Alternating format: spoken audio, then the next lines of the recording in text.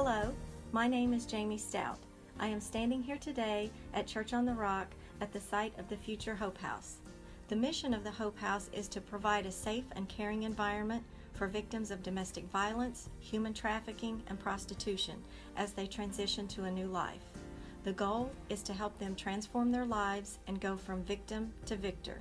We will accomplish this through counseling, training, and education, to let them know that this was not their fault and to help them address the issues that they may have, such as shame, guilt, fear, confusion, and self-loathing.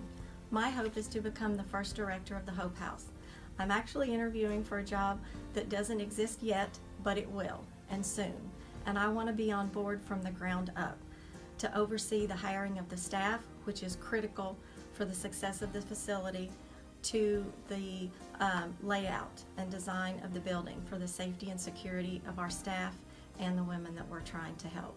I feel that I am uniquely qualified for this position because, you see, I'm a survivor myself. I tell you this not for your sympathy, but to help you understand my qualifications for the position. I am a living testimony that victims can not only survive, but thrive. The past does not define you. It does not determine your today, nor dictate your tomorrow. But these women need someone to tell them that, to reinforce it daily, and to model positive behaviors to help them move them into the future. But it takes more than empathy. It takes education, because without education, we're doing nothing to help them change their circumstances. I didn't understand what happened to me, why I stayed, why I responded the way I did.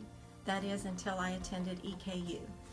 Through earning a degree in criminal justice and focusing my study and research on victims of abuse and violence, I now understand and can help educate others. And education is crucial, because if we do not educate victims, they're much more likely to stay victims and continue the cycle of abuse. I will be their advocate, to stand there with them to help them through this confusing and difficult time. And through partnerships within the community, we will help them access all of the resources available to them. Counseling, job training, parenting classes, substance abuse, addiction, whatever the need is, we'll be there to help them meet it. Currently, I'm employed at EKU as an academic advisor in the College of Justice and Safety. My role is to help students figure out what their goals are and to help them make a plan to achieve those goals. I want to use those planning and preparation skills to help these women plan and prepare for a better and safer life. I want to use these skills of planning and preparation to help these women prepare for a better, safer future. I'm also pursuing a certificate of social intelligence and leadership. The skills that I have learned have prepared me to manage and lead not only the staff, but the clients at the facility.